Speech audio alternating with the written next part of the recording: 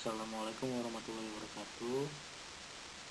Perkenalkan, nama saya Sucipto Bakti Prabowo dari kelas DP.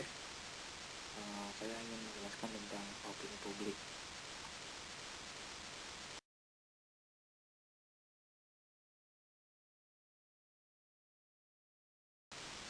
Oke, lanjut di slide selanjutnya ada pengertian opini publik. Ini ada beberapa pengertian dari sumber-sumber website yang saya cari. Di antaranya itu ada di William Albig. Opini publik adalah jumlah dari pendapat individu yang diperoleh melalui perdebatan, dan opini publik merupakan hasil interaksi antara individu dalam suatu publik.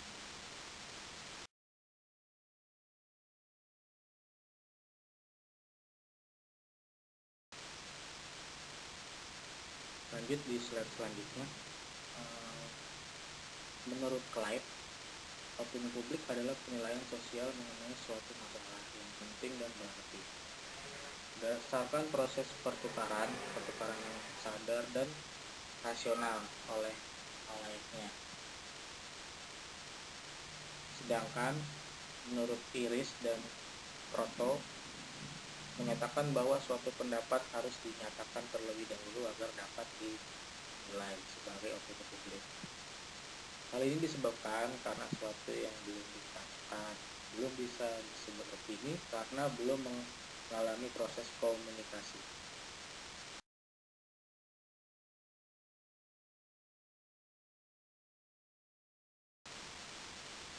Lanjut teman-teman, saya akan menjelaskan tentang ciri-ciri opini publik.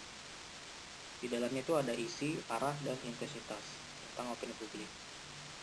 Ciri ini berkaitan opini publik terhadap tokoh politik partai dan pemimpin-pemimpin yang menduduki jabatan publik. Kontroversi menandai opini publik, artinya sesuatu yang tidak disetujui semua rakyat. Opini publik memiliki volume berdasarkan kenyataan bahwa kontroversi ini menyentuh semua orang yang merasakan konsekuensi langsung dan tidak langsung. Kita dapat mengatakan beberapa lama opini publik itu, tetapi opini publik yang menghasilkan kontroversi sering bertahan lebih lama, seperti dalam kampanye pemilihan umum dan lain sebagainya.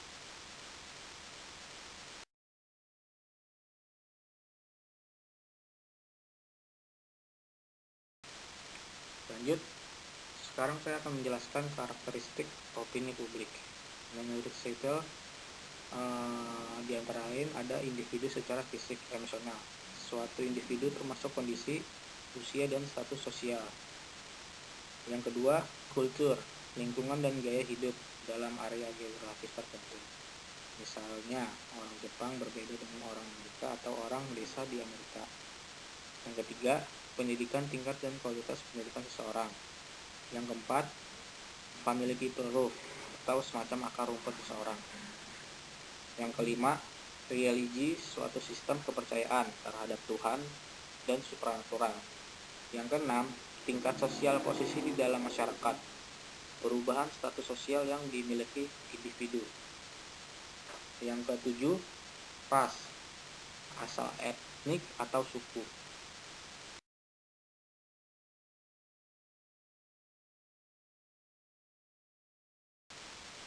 Oke, baik, lanjut teman-teman. Opini publik dapat dikaji dari berbagai segi. Ada 4 segi untuk mengkajinya.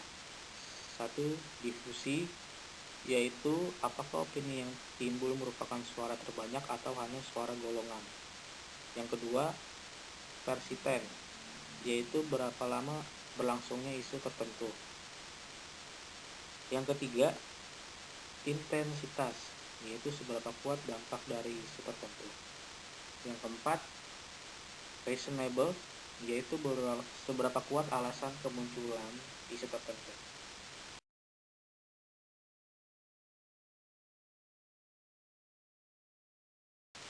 Baik teman-teman, lanjut ya. Saya akan menjelaskan proses pembentukan opini publik. Di dalam proses pembentukan opini publik ada yang namanya faktor sosial, faktor psikologis, dan faktor biologis. Nah, di dalam faktor sosial atau faktor psikologis, terdapat isu situasi, selalu sikap, lalu pendapat.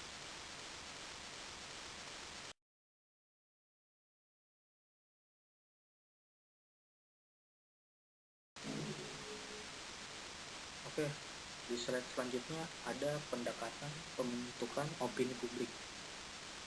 Yang pertama, pendekatan mekanistik, menerapkan the Bullitt Theory atau hypodermic needle theory. Opini publik dibentuk melalui suntikan media massa tentang suatu pesan opini pribadi kepada layak dengan kuat sehingga dapat mendominasi pola pikir masyarakat. Yang kedua, pendekatan two-step flow yang mengandalkan pembentukan opini publik dengan mengandalkan dua tahap atau tidak langsung karena hadirnya opinion leader bukan PO yang selanjutnya disampaikan kepada khalayaknya. Yang ketiga, pendekatan interaksional, pembentukan opini publik melalui komunikasi langsung antara pribadi yang terjadi antara aktor dengan khalayaknya, mengandalkan komunikasi antara pribadi yang didukung teori empati dan hormofili dalam komunikasi.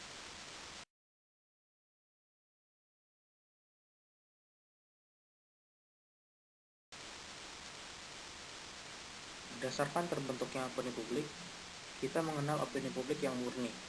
Opini publik yang murni adalah opini publik yang lahir dari reaksi masyarakat atas suatu masalah atau isu.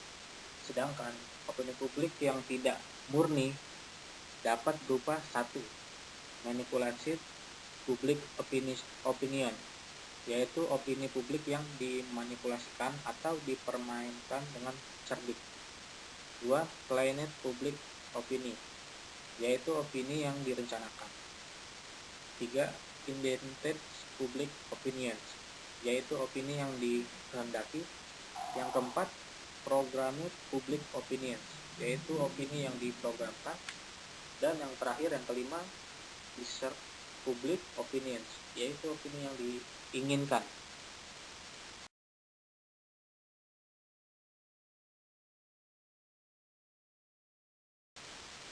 Baik, lanjut. Saya akan menjelaskan tentang opini publik yang direncanakan versus opini publik yang tidak direncanakan. Menurut Nurdin 2001, opini publik dapat ditimbulkan karena direncanakan dan tidak direncanakan. Opini publik yang tidak direncanakan tidak mempunyai tujuan dan target tertentu. Kehadiran hanya karena ada permasalahan yang perlu diketahui masyarakat dan munculnya juga secara alamiah. Opini publik yang direncanakan memiliki keorganisasian media dan target yang atau disengaja mengkontrol opini publik lain yang sudah diyakini masyarakat.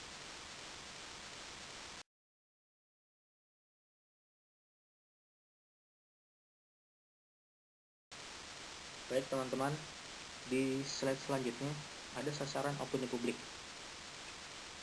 Opini publik sebagai kekuatan politik merupakan salah satu format atau efek dari proses komunikasi politik dengan perspektif mekanistik terutama melalui saluran media massa.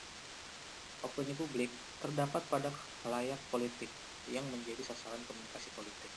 Khalayak politik adalah mereka yang sadar untuk terus mengikuti dinamika persoalan politik dan mengambil sikap, pendapat, dan pandangannya teman-teman.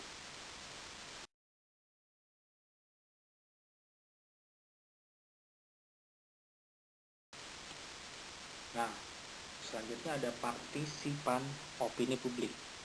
Komunikator atau aktor yang melontarkan opini pribadi tentang suatu persoalan yang berhubungan dengan publik intens, message atau pesan-pesan yang bersisi pertanyaan tentang suatu persoalan yang berkaitan dengan kepentingan orang banyak.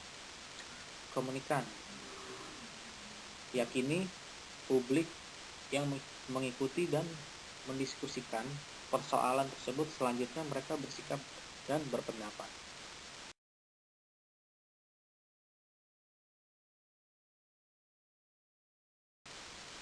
Nah, lanjut, ada langkah strategis untuk opini publik. Yang pertama, mengenal khalayak yang akan dijadikan target. Yang kedua, mendesain pesan-pesan yang akan disampaikan. Yang ketiga, menentukan metode atau pola penyampaian pesan yang tepat.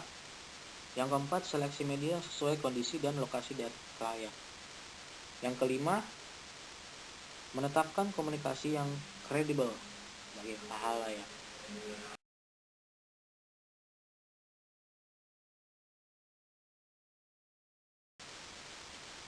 Baik teman-teman, kita lanjut. Di sini ada pengendalian opini publik.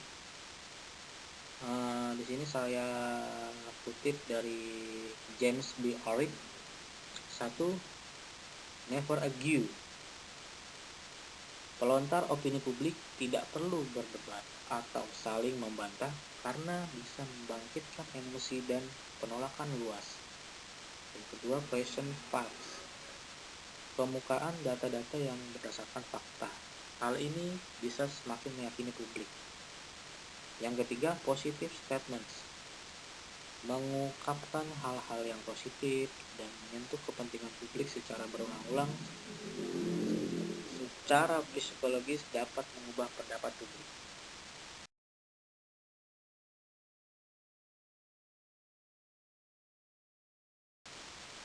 Oke, baik teman-teman, di sini saya akan kasih satu contoh ya, contoh opini publik.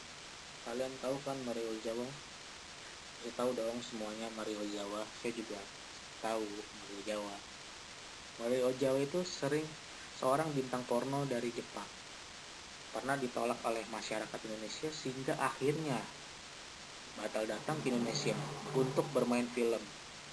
Hal ini disebabkan oleh pengaruh media sosial, pemberitaan mengenai siapa Mario Ozawa, serta opini-opini mengenai dampak buruk yang akan diakibatkan oleh kedatangannya Mario Ozawa ke Indonesia.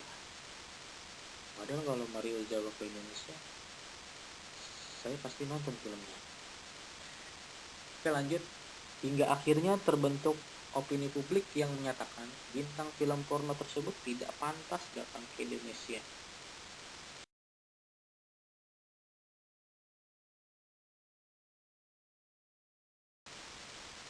Oke, baik teman-teman, sampai di sini ada yang ingin ditanyakan setelah kita membahas tentang opini publik?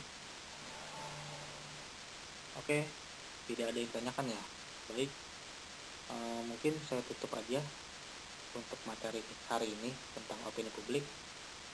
Semoga ilmu yang saya sampaikan bisa bermanfaat bagi teman-teman yang mendengarkan. Mungkin saya tutup aja ya teman-teman. Sekian dan terima kasih. Assalamualaikum warahmatullahi wabarakatuh.